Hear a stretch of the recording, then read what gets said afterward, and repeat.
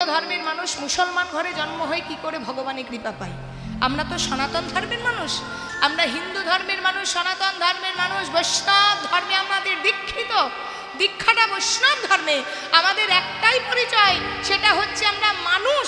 এটা যে জানতে হবে যে আমাদের একটাই পরিচয়, সেটা হচ্ছে মানুষ। আর মানুষ মানে হচ্ছে মান আর হুঁশ। মান নিয়ে কাজ করো, এমন কাজ করো যেন মানহানি না হয়। মান রাখো। আর হুঁশ মানে সময় মতো হুঁশিয়ার হও।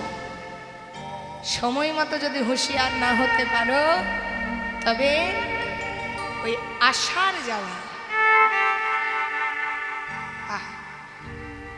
আশার ডেটটা তো তাও জেনেছি বাবা।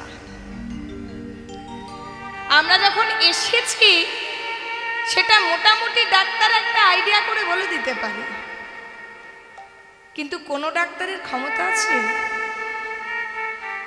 যাওয়ার তারিখটা বাবা বলে দেয়? ভাবে এসেছি, পৃথিবীতে এসেছি, যদি ভালো করে থাকি বাবা ভালো অবশ্যই হবে। ধর্মের কাঁটা বাতাসও নড়ে। যদি বাবা খারাপ করে থাকি তাহলে খারাপই হবে। এ জগতে যখন জন্ম নিয়েছি মা, হয়েছি মানুষ। দেখুন এই যে রাত্রিবেলায় ঝমঝম করে বৃষ্টি পড়ছে, পড়ছে না? সারা রাত্রি বৃষ্টি পড়ছে। কি সুন্দর একটা চাদর ঢাকা নিয়ে ওপরে হালকা ফ্যানটা চালিয়ে কি সুন্দর ঘুমোচ্ছি। কিন্তু যারা গাভী কোলে জন্মগ্রহণ করেছে, কালকে আমি দেখলাম গরুগুলো দাঁড়িয়ে দাঁড়িয়ে ভিজছে।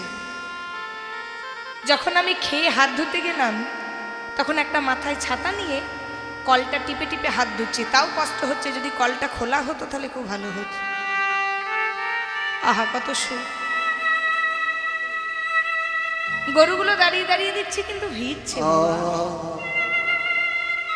আমাদের যেমন ঠান্ডা লাগে, আমাদের যেমন কষ্ট হয়, আমাদের যেমন ভালো লাগা মন্দ লাগা আছে বাবা, তাদেরও কিন্তু প্রাণ আছে। তারা কিন্তু দাঁড়িয়ে দাঁড়িয়ে নিজেদের গোবরটার ওপর শুয়ে শুয়েই কাটিয়ে দিচ্ছে। স্থাবরাং বিংশ লক্ষামি নবলক্ষাংশ জলজা কৃমিনাং রুদ্র লক্ষাংশ 10 লক্ষাংশ অন্ডজা ত্রিংশ লক্ষাংশ পশুনাং চতুর লক্ষাংশ মানবা। একটু তাকান না, জন্মটা একটু তাকান, তারপর আমরা কথা বলিটা গাইব। একটু জন্মটা বাবা একটা লিস্ট আছে দেখুন, একটু লিস্টটা দেখুন। চারটা যদি খুলে দেখেন, আসতে বাজাও কথা। স্থাবরাং বিংশ লক্ষামি, এই যে তুলসী বৃক্ষ দাঁড়িয়ে রয়েছে, বিজ্ঞান সবাই পড়েছেন, পড়েছেন না? এই বৃক্ষটিরও প্রাণ আছে, আমাদেরও শরীরে প্রাণ আছে। স্থাবরাং বিংশ, বিংশ মানে হচ্ছে 20 লক্ষ বার। 84 লক্ষের মধ্যে 20 লক্ষ বার থাকি মানুষ রূপে। আহা গাছপালা রূপে 20 লক্ষ বার যদি আমরা গাছপালা রূপে থাকি বাবা, গাছেরও প্রাণ আছে, আমাদেরও প্রাণ আছে। বৃক্ষকে কাটিলে যেমন না করে বলয়, শুকায়া মইলেও কারো পানি না মা গয়ে। যে যা মাগয়ে তারা দেয় আপন ধন, ঘর্ম বৃষ্টি সহে অন্যয়ে করয়ে রক্সবান। চৈতন্য চরিতামৃতে লেখা হলো যে গাছের প্রাণ আছে, যে যা মাগয়ে টানে। যদি আপনি বলেন ফল দিতে ফল দেবে, ফুল দিতে ফুল দেবে, শিকড় দিতে শিকড় দেবে, কাণ্ড দিতে কাণ্ড দেবে, পাতা দিতে পাতা দেবে, গাছের মূলের রস দিতে রস দেবে। কিন্তু আমাদের কাছে আপনি 10টা টাকা চান, নিজের জিনিস চান, তাহলে এটা হচ্ছে বৃক্ষ জন্ম। ঘর্ম বৃষ্টি সহে অন্যয়ে করই রক্ষণ, তাদেরও ঘাম হয়, তাদের ওপরও বৃষ্টি পড়ে। বৃষ্টি রৌদ্র জল ঝড় মাথায় করে করই রক্ষণ, অন্যকে রক্ষা করছি। দেখবেন বৃষ্টি পড়লে আমরা গাছের তলায় দাঁড়াই, একটু ছাওয়ার জন্য আমরা গাছের তলায় দাঁড়াই। কত কত পাখি গাছের মধ্যে বাসা করে আছে। তাহলে এই গাছেরও প্রাণ আছে, আমাদেরও প্রাণ আছে। গাছ আছে 20 লক্ষ বার, জন্মটা আমাদের এভাবেই ঘুরবে। গাছ 20 লক্ষ বার। মুক্তি হবে যখন বাবা আমাদের তুলসী বৃক্ষরূপে জন্ম হবে। যতক্ষণ না ভগবানের চরণ যাচ্ছি ততদিন কোনো মুক্তির কোনো পথ নেই। যখন তুলসী বৃক্ষরূপে জন্ম হবে আর সেই তুলসী পাতা আমার গোবিন্দের চরণে যাবে, সেই তুলসীর মালা আমার ভক্ত কণ্ঠে যাবে, তখন এই গাছের থেকে হবে আমাদের মুক্তি লাভ। নবলক্ষাংশ জলজা, 9 লক্ষ বার থাকি জলজ প্রাণী রূপে। জলজ প্রাণী রূপে থাকতে থাকতে যখন বজ্রকীট, যারা দেখবেন নারায়ণ শিলা পুজো করেন, দেখবেন একটা জায়গায় ছিদ্র থাকে, সেখানে বজ্রকীট স্থান পায়। সেই বজ্রকীট রূপে যখন জন্মগ্রহণ করি তখন হয় আমাদের কীট রূপ থেকে মুক্তি লাভ। আহা, জলজ প্রাণী হচ্ছে শঙ্খজনী। যখন আমাদের শঙ্খ রূপে জন্মগ্রহণ করি, সেই শঙ্খ জন্ম যখন আমাদের গোবিন্দ গৌর আরতিতে বেজে ওঠে, তখন হয় জলজ প্রাণী থেকে মুক্তি লাভ। আর 11 লক্ষ বার যখন বজ্র কীট রূপে জন্মগ্রহণ করি, তখন হয় কীটজনী থেকে মুক্তি লাভ। 10 লক্ষাংশ অন্নজা, 10 লক্ষ বার থাকি আমরা অন্নজ মানে ডিম, ডিম পাড়ে পাখিরা, পাখি রূপে জন্মগ্রহণ করি 10 লক্ষ বার। আর যখন ময়ূর রূপে জন্মগ্রহণ করি আর সেই ময়ূরের পাখা আমার গোবিন্দের মাথায় ধারণ করেন, তখন হয় পাখি রূপ থেকে আমাদের মুক্তি লাভ। 30 লক্ষাংশ পশুনাং, পশু রূপে থাকি আমরা 30 লক্ষ বার। যখন গাভী রূপে জন্মগ্রহণ হয় আর সেই গাভীর দুগ্ধ দিয়ে আমার ভগবানের সেবায় কাজে লাগে, তখন হয় আমাদের সেই পশুজনী থেকে মুক্তি লাভ। শেষে বললেন কি 4 লক্ষাংশ মানবা, 4 লক্ষ মাত্র মানুষ জন্ম। তাহলে এতগুলো দেখলেন 20 লক্ষ আমার গাছপালা, 9 লক্ষাংশ জলজা, 9 লক্ষ বার আমার জলজ প্রাণী, 11 লক্ষ বার রুদ্র, রুদ্র মানে 11 লক্ষ বার হচ্ছে আমার কীটজনীতে জন্ম, 10 লক্ষ হচ্ছে আমার পাখি রূপে জন্ম, 30 লক্ষ পশু রূপে। তাহলে পড়ে রয়ে গেল আর 4 লক্ষ। সেই 4 লক্ষ থাকি আমরা মানুষ রূপে। আর মানুষ রূপে থেকেও তো বাবা যে আশা আছে এমন তো কোনো কথা নয়। কেউ তো বাবা ভ্রূণ হতে না হতেই চলে যাচ্ছে, চলে গেল তার এক জন্ম। কেউ বা জন্মেই মায়ের কোল খালি করে চলে যাচ্ছে। আপনারা তো এখন দেখছেন বাবা, রাস্তাঘাটে পথে ঘাটে কত বিপদ হচ্ছে। বয়স্ক মানুষের থেকে এখন কম বয়সী ছেলে মেয়েদের কথাগুলো বেশি শোনা যাচ্ছে। ঘরে মা বাবা বর্তমান, মা বাবার কোল খালি করে ছেলে মেয়েরা চলে যাচ্ছে। স্ত্রীকে একা রেখে চলে যাচ্ছে স্বামী, স্বামীকে একা রেখে চলে যাচ্ছে স্ত্রী, ছোট ছোট সন্তান মা বাবার কোল থেকে হারিয়ে যাচ্ছে। তাহলে মানব জন্ম আর কতদিন আমাদের সময়? আবার যদি বেঁচেও থাকি, কারো আবার হাত নেই, কারো আবার পা নেই, কারো আবার বলার শক্তি নেই, কারো আবার শোনার ক্ষমতা নেই, কারো আবার বোঝার ক্ষমতা নেই। তাহলে যাদের ভগবান পূর্ণরূপে শক্তি দিয়েছেন, হাত পা চোখ মুখ নাক কান সুন্দর দেহ দিয়েছেন, তারা যদি মান আর হুঁশ নিয়ে চলতে পারে, হুঁশিয়ার হয়ে যেতে পারে, দেখবেন বাবা রাত্রেবেলায় আকাশে যখন চাঁদের উদয় হয় তখন পুকুরে একটা ফুল ফোটে যার নাম শালুক ফুল। আর রাত্রেবেলা যখন পেরিয়ে সকালবেলা হয় তখন পুকুরে একটা ফুল ফোটে যখন সূর্যদেব উদিত হয়, সে ফুলটার নাম হচ্ছে পদ্ম ফুল। দেখবেন সারা রাত্রি ওই ভ্রমরদের কাজ হচ্ছে ফুলের বুকে এ ফুল ও ফুল করে মধু হরণ করা, মধু পান করা। যারা মাতাল ভ্রমর হয় তারা দেখবেন সারা রাত্রি ওই শালুক ফুলের বুকে বসে বসে মধু পান করে। তবে যাতে মাতাল তালে ঠিক, মাতাল আবার 2 রকম আছে বাবা। কেউ দেখবেন মদ খেয়ে রাস্তায় পড়ে আছে, হুঁশ নেই কোন দিকে ঘর, কে ওর বাবা কে ওর মা, কেউ আবার 1 প্যাক 2 প্যাক খেয়ে ঘরে এমন চলে আসবে জোয়ান চিবিয়ে কেউ বুঝতেই পারবে না। এর জগতে হুঁশিয়ার হতে হলে যাতে মাতাল তালে ঠিক হতে হবে। শালুক ফুলে যখন চালাক ভ্রমররা বসে বসে মধু পান করে, তখন ওই শালুক ফুলে মধু পান করতে করতে ঠিক সময় বুঝে যখনই শালুক ফুলের পাপড়িগুলো বন্ধ হয়ে আসে সকালবেলায়, ঠিক বন্ধ হওয়ার আগেই চালাক ভ্রমরেরা কিন্তু মধুপান করতে করতে ওই পদ্ম ফুলটা যখন ফোটে পদ্ম ফুলে গিয়ে যোগদান করে। আর যারা আতাল ভ্রমর, যারা বোকা ভ্রমর, তারা করে কি না, সারা রাত্রি এত মধু খায় যে মধু খেতে খেতে বিভোর হয়ে যায়। আর বিভোর হয়ে ওই শালুক ফুলের পাপড়িগুলো যখন বন্ধ হয়ে যায়, তখন শালুক ফুলের ভেতরেই ভ্রমরটা ছটপট ছটপট করতে করতে মারা যায়। তেমনি আমাদেরও জীবনে যে সংসাররূপী শালুক, যদি কেউ মান আর হুঁশ নিয়ে মধু যতটুকু পান করার করলো, সংসার যতটুকু করার করলো, সংসার করতে করতে সময় বুঝে কোনো মানুষ যদি ওই রাধা কৃষ্ণের চরণ পদ্ধতি গিয়ে যোগদান করে, তো বাবা মুক্তি লাভ হয়ে গেল।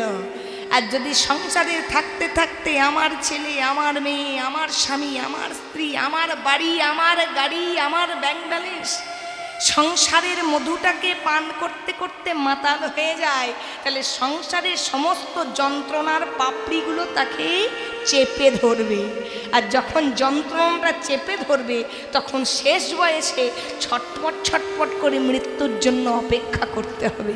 নেতাই গৌর হরি বল, হরি বল। তাই আজকে পদাবলিতে বলা হলো কি, আমার গৌরীর কথা, কলি যুগের কথা। চারটি যুগের মধ্যে শেষ যুগে অবতীর্ণ হয়েছে আমরা, সত্য, ত্রেতা, দাপর, কলি। এর মধ্যে কলিযুগের মানুষ আমরা। এত আমাদের ভাগ্য পোড়া বাবা যে ঘোর কলিতে আমরা এসে উপস্থিত হয়েছি। আর কলিযুগের ধর্মই হচ্ছে অধর্ম করা, পাপ করা, হিংসা করা, মারামারি করা, চুরি করা, ডাকাতি করা। তাহলে আজকে পদাবলিতে বলছে কলি ঘোর তিমিরে গোনা আসিল জগজনে, মানে কলিযুগটা হচ্ছে তিমির মানে অন্ধকার। আজ কলি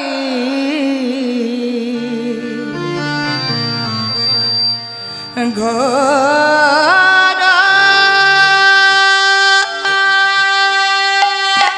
তিমিরে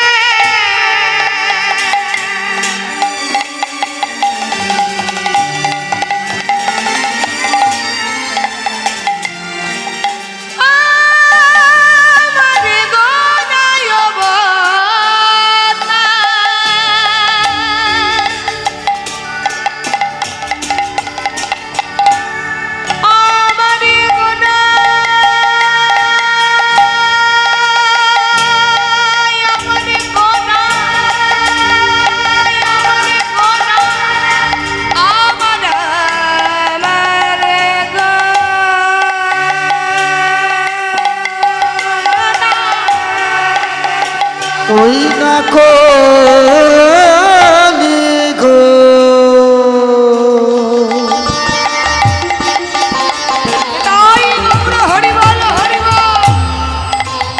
ঘোরতে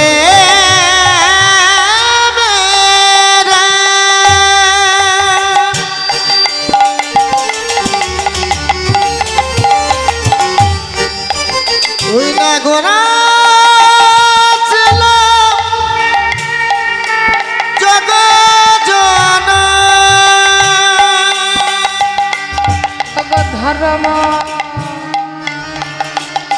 এবার উলুধ্বনিটা শুনি তো না, একটু শুনি উলুধ্বনি, আপনাদের উলুধ্বনিটা একটু শুনবো। ধর্ম করম রহ দূরে, ধর্ম করম রহু দূরে, এমন হবা নাই গো,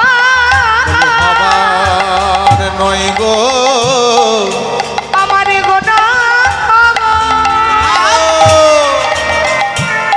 তাদের মতো হবা নাই গো, ওই নাই আমার গোটা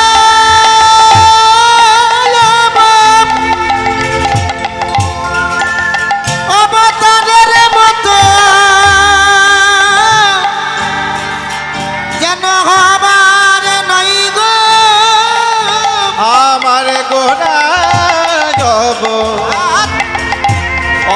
অবতারের মতো বলি সত্য ত্রেতা দাপর গেল আমার গোড়ায় অবতারের মতো সত্য ত্রেতা দাপর আমার গেল গোড়ায় অবতারের মতো সত্য ত্রেতা দাপর আমার গোড়ায় অবতারের মতো সত্য ত্রেতা দাপর ওই না গোড়ায় অবতারের মতো সত্য ত্রেতা দাপর আমার গোড়ায় অবতারের মতো হবার নয় গো না না হবার নয় গো ওই না ধর্ম করম রঘুদূরে ধর্ম করম রঘুদূরে ধর্ম করম রহু দূরে। কলিযুগের এমন অবস্থা হয়েছে মা, যে কলিযুগের মানুষ আজকে নিজের নিয়ে এত মাতোয়ারা হয়ে গেছে যে ধর্ম কর্মের কথা বাবা ভুলেই বসে আছে। দেখুন এখানে এখনো অনেক মানুষ আছে, লজ্জার বিষয়, এখনো নিজেদের ধর্মের নামটাই বলতে পারবে না। বহু বহু হরিবাসরে দেখেছি, বিশেষ করে আমাদের মতো মেয়েদের ক্ষেত্রে। মেয়েরা সংসারটাকে নিয়ে এত মেতে গেছে যে মেয়েদেরকে কিছু মায়েদিকে যদি প্রশ্ন করি না যে আমাদের ধর্মটার কি নাম জানেন, এদিক ওদিক তাকায়, একবার বলে গীতা ধর্ম, মানে শুনিয়েছে ওগুলো গীতা মহাভারত রামায়ণ একটু একটু শোনা আছে, মানে ধর্ম কি শাস্ত্র কি এটা সম্বন্ধে জ্ঞান নেই। কেন এই খারাপ কাজটা আমরা করছি, কেন কুকর্ম করছি, ভগবানের কাছে যদি কখন আমরা বসে বসে বলি, দেখবেন ভগবানের কাছে যখন আমরা যাই নিজেদের নালিশগুলো জানাতে যাই। সবাই তো বসে আছেন, বলুন তো ভগবানের কাছে বসে বসে ভগবানের নালিশটা কখন শোনেন? আচ্ছা আমাদের জীবনে তো দুঃখ কষ্ট আছে, এটা তো দুঃখের সংসার মা, এটা তো সুখের সংসার নয়। প্রত্যেকটা মানুষ আছে যাদের কিন্তু এই ভেতরে একটা চাপা যন্ত্রণা আছে। যেমন হনুমান বুক চিরে রাম সীতাকে দেখিয়েছিল, যদি সবার হৃদয়টা চিরে দেখা হয়, সবার হৃদয়েও একটা সিংহাসনে বসে আছে, সেটা হচ্ছে দুঃখ আর যন্ত্রণা পাশাপাশি বসে আছে। তাহলে দুঃখের সংসার, দুঃখের আগার, এই পৃথিবী দুঃখের সংসারে ভগবানের কাছে যখন আমরা যাই, ভগবানের চরণে যখন আমরা নিজেদের নিবেদনগুলো জানাই, তখন দেখবেন ভগবানকে নালিশ করি, ভগবান তুমি ওর বিচার করো, ভগবান আমার কেন এমন হচ্ছে, কেমন ও সুখে আছে, আমার ভাগ্যটাই খারাপ, আমার কি কোনোদিনই সুখ নেই। যার টাকা নেই সে বলবেন আমার সুখ নেই, আজ খাচ্ছি কালকে কি খাবো সেটা ভাবতে হবে, মেয়ের কি করে বিয়ে দেবো, ছেলের কি থাকবে। আর যার টাকা আছে বাবা শুনে রাখুন, বিছানাটা টাকার, টাকার বিছানায় সে ঘুমোচ্ছে, কিন্তু বালিশের তলায় একটা ট্যাবলেট রাখা থাকে, যেটা না খেলে তার আবার ঘুম আসবে না। তাহলে তার সুখটা কোথায়? কোনো কিছুতেই সুখ নেই।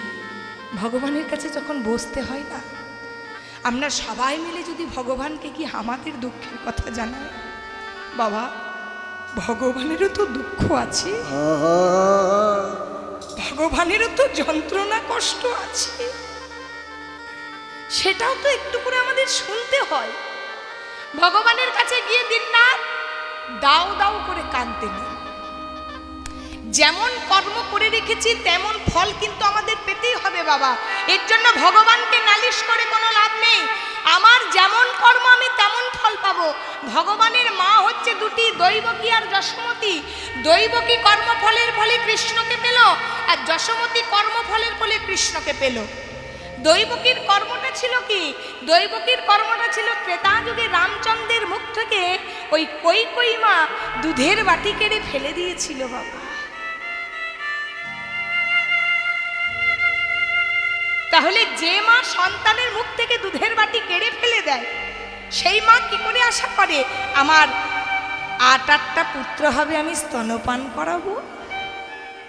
তার কর্মফল পেয়েছে, ভগবানকে গর্ভে ধারণ করেছে, কিন্তু ওই যে সন্তানের মুখ থেকে দুধের বাটি কেড়েছে, তার জন্য কিন্তু ওই কৈকেয়ী দৈবকী হয়ে জন্মগ্রহণ করে কৃষ্ণকে গর্ভে ধরেও কিন্তু কৃষ্ণকে আর বুকের স্তনপান করাতে পারেনি।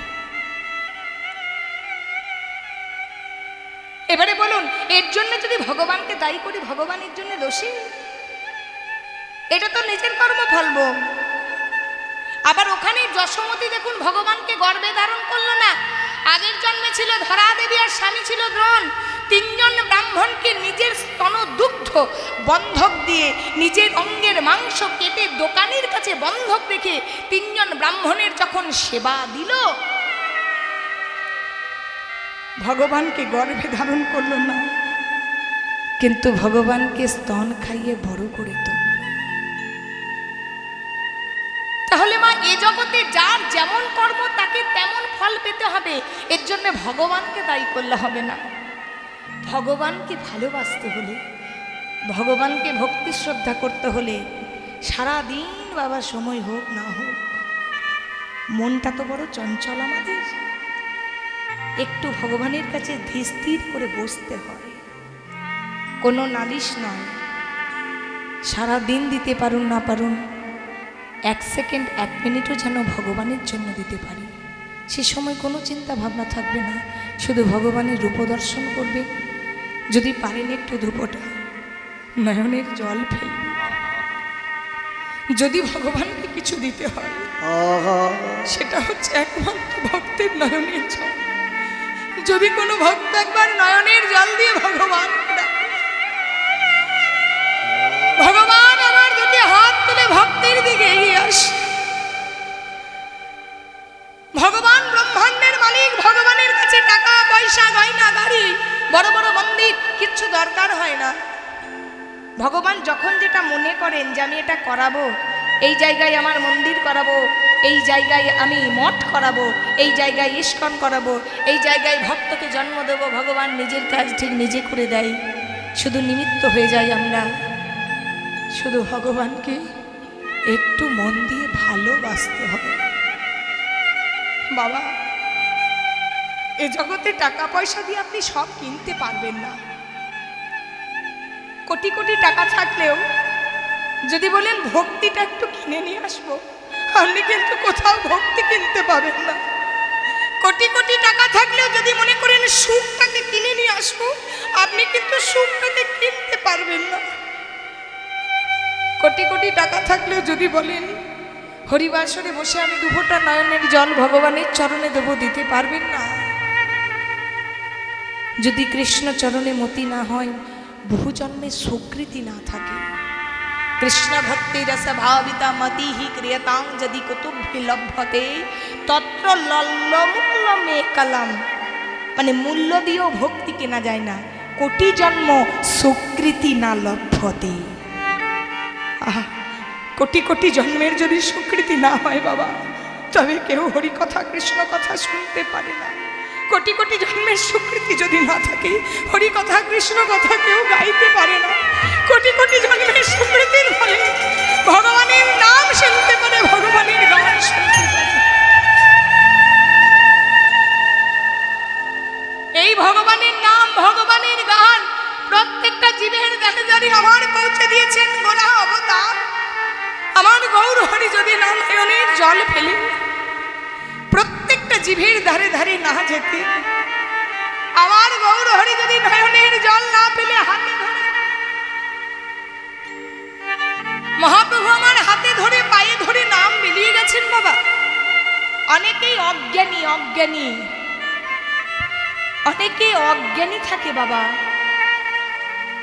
অজ্ঞানী মানে পড়াশোনাতে খারাপ তা নয়, শিক্ষাগত যোগ্যতা তা নয়। ওই যে বললাম অজ্ঞানী, জ্ঞান থাকতে হবে, আধ্যাত্মিক জগতের জ্ঞান বাবা। বাসুদেব সার্বভৌম ভট্টাচার্য, আপনার নাম শুনবেন, মিথিলায় গিয়েছিলেন শাস্ত্র অধ্যয়নের জন্য। কিন্তু বাবা মিথিলা থেকে কোনো গ্রন্থ নবদ্বীপে আনতে দেননি, প্রতিটা শাস্ত্র মুখস্থ করে দিয়েছিলেন। কি করে মুখস্থ করেছিলেন? ভগবানের যদি কৃপা না থাকে শাস্ত্র কখনো মুখস্থ হয়? এখনকার ছেলেদের সিলেবাসই কমপ্লিট করতে পারছে না, এখনকার ছেলেদের সিলেবাসই কমপ্লিট হচ্ছে না। কিন্তু বড় বড় মোটা মোটা শাস্ত্র মুখস্থ করে নিলেন কেন? আমার গৌরের কৃপা আছে। মনে রাখবেন বাবা, যদি গৌরের কৃপা কারো না হয়, নিতাই চাঁদের কৃপা যদি কারো না হয়, তবে কৃষ্ণ কৃপা কিন্তু কোনো দিন হবে না। আপনি যত চেষ্টাই করুন, পিতার পরিচয়ে যেমন পুত্রের পরিচয়, তেমন আমার গৌর নিতাইয়ের পরিচয়ে কিন্তু আমাদের সনাতন ধর্ম হিন্দু ধর্মের পরিচয়। নিতাই প্রত্যেকটা জীবের দ্বারে দ্বারে পৌঁছে দিল নাম, ভাই দিল তার কানে নাম। ঈশ্বরপুরী মহাপ্রভুর গুরুদেব ঈশ্বরপুরী, তার গুরুদেব মাধবেন্দ্রপুরী, তার গুরুদেব লক্ষ্মীপতি। ঈশ্বরপুরী নিত্যানন্দের কানে নাম দিলেন, নিতাই তুমি চলে যাও, তুমি চলে যাও নবদ্বীপে, আর তোমার ভাই সন্ন্যাস ধর্ম গ্রহণ করবে, কিন্তু তোমাকে দ্বারে দ্বারে নামটা বিলিয়ে বেড়াতে হবে। হাতে ধরে পায়ে ধরে নিতাই চাঁদ আমার নাম বিলিয়ে দিয়ে গেলেন। আর আমার গৌরহরি একটা নাম দিয়ে গেলেন বাবা, কলিযুগের সম্পদ, কলিযুগের সম্পত্তি আমাদের হিন্দু ধর্মের, সনাতন ধর্মের বাবা। আহা, এই ধর্মটা কত বড় দেখুন, বিদেশিরা পর্যন্ত আমাদের ধর্মের নামটা করছে। আপনি যেখানেই যাবেন সনাতন ধর্মের যদি মানুষ বলেন, আপনি যেখানেই যাবেন যদি নিজেকে বৈষ্ণব বলে পরিচিত দিতে পারেন, সব জায়গায় সম্মান পাবেন, প্রতিটা জায়গায় সম্মান পাবেন, প্রতিটা জায়গায় ভালোবাসা পাবেন। যদি কপালে তিলক থাকে, গলায় মালা থাকে, যেখানেই যান বিপদে পড়ুক, সবাই কিন্তু আপনার দিকে ছুটে আসবে, আহা পরম বৈষ্ণব, চলো এই বৈষ্ণবকে সাহায্য করো। পরম বৈষ্ণব, আমাদের ধর্মটা হচ্ছে আমাদের সম্পত্তি, আর সেই সম্পত্তির একটাই মূল মন্ত্র, হরে কৃষ্ণ কৃষ্ণ কৃষ্ণ হরে হরে, হরে রাম রাম রাম হরে হরে। হারমোনিয়াম বাজাতে হবে না, শিখল বাজাতে হবে না, গান বাজনা শিখতে হবে না, সারা দিন অনর্গল এই নামটা করতে থাকুন। মনের মধ্যে যত এই নামটা করবেন, করতে করতে করতে করতে দেখবেন অভ্যাস হয়ে যাবে। আর এই নামটা এমন একটা শক্তি, আমি নিজে জানি, এই নামটা এমন একটা শক্তি, বড় বড় বিপদ আসলে আপনার একটা শরীরে বল আসবে যে আমি ভগবানকে ডাকি, ভগবান ঠিক রক্ষা করবে। হঠাৎ করে বিপদের দিনে যদি ডাকেন, আপনাকে চিনবে, কিন্তু ডাকতে ডাকতে যদি আপনি চিনিয়ে দেন ভগবানকে, ভগবান আপনার জীবনে কোনো বিপদ আসতেই দেবে না। নিতাই গৌর হরি বল, হরি বল, হরি বল। আর এই সম্পত্তি এনেছেন বলেই আজকে গৌরাঙ্গের গুণের কথা বলছি। মহাপ্রভু এই সম্পত্তি এনেছেন। মহাপ্রভু কি সম্পত্তি এনেছেন? আমাদের যুগের সম্পত্তি হরে কৃষ্ণ মহামন্ত্র নাম, যার জন্য বলছে কি গোরা গুণ বলো, ধরে দেবেন, একটু শুনবো জোরে জোরে।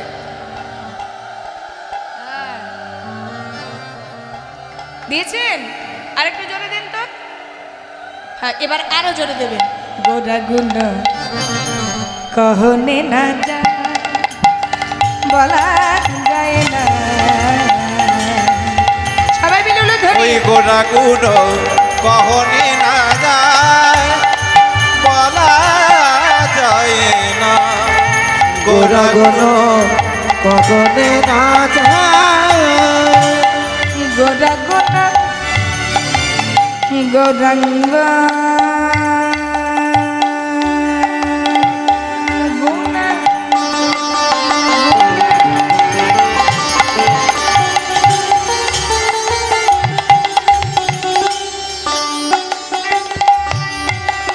কহনে না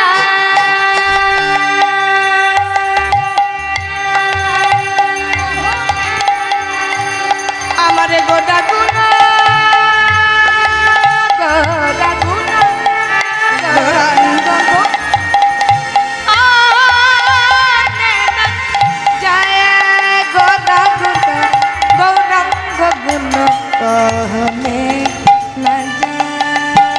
ও কি আহারে গোরা গুণ কহনে না যায়, ও কি আহারে গোরা গুণ কখনে না যায়, ও কি আহারে গোরা গুণ কখনে না যায়। কত শত হরিবল হরিবল। আমাদের সময় হচ্ছে 3.5 ঘন্টা। 3.5 ঘন্টা সময়ের মধ্যে যারা বোকা তারা বলে দিদি একটু গৌরচন্দ্রিকাটা কম করবেন। আরে বাবা, কলিযুগে যুগের সম্পত্তি ছেড়ে দাপর যুগের সম্পত্তি নিয়ে মাতাপাতি। হ্যাঁ, কত শত আনন, কত চতুর আনন। আনন মানে শিবের নাম হচ্ছে আনন। কত চতুর আনন মানে ব্রহ্মা। শিব 5 মুখ নিয়ে গৌরাঙ্গের গুণের কথা বলে শেষ করতে পারলেন না, ব্রহ্মা 4 মুখ নিয়ে বললে শেষ করতে পারলেন না। কবিরা লিখে লিখে পাতা শেষ হয়ে গেল, কালি শেষ হয়ে গেল, জনম শেষ হয়ে গেল, শেষ করতে পারলেন না। আর আমরা 1 ঘন্টায় কত শত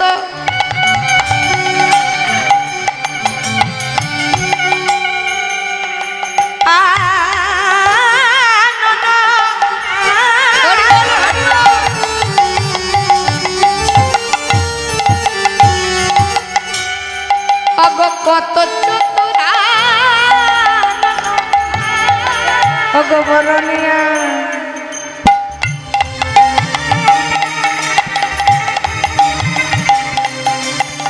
বরণিয়া ওর নাহি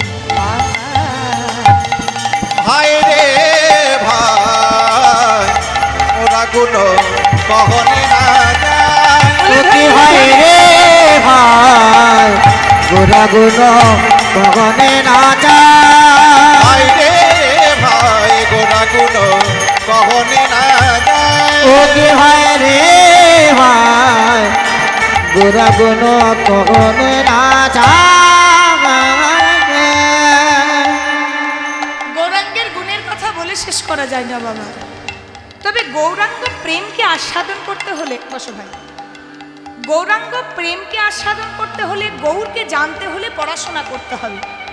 পড়াশোনা বাবা, যদি কেউ অন্ধ হয় সে কি করে দেখবি, পড়বে কি করে? যদি কেউ বোবা হয় পড়বে কি করে? তবে কি গৌরের সার জানতে পারবে না বাবা? পড়াশোনা মানে ওই ডিগ্রি নিয়ে কাজ নেই। সিলেবাসের মধ্যে পড়ে ডিগ্রি নিয়ে বড় বড় চাকরি করে ঘরের মা বাবাকেই ভালো করে দেখলাম না, শিক্ষক শিক্ষিকাকে ভালো করে সম্মান দিলাম না। তবে বাবা দেখুন, 1 হাতে কিন্তু তালি বাজে না, তালি বাজার জন্য 2টো হাতও লাগে। এখনকার যেমন ছাত্রছাত্রী তেমন শিক্ষক শিক্ষিকা। আমার ছেলে, আমি আমার দিয়ে বলছি, আমার ছেলে যে স্কুলে পড়ে ম্যাডামরা এমন এমন পোশাক পরে আসে, তো ছেলে মেয়েরা কি শিখবে? যার আভরণ আচরণটাই ঠিক নাই তার কাছ থেকে আবার ছেলে মেয়েরা কি শিখবে?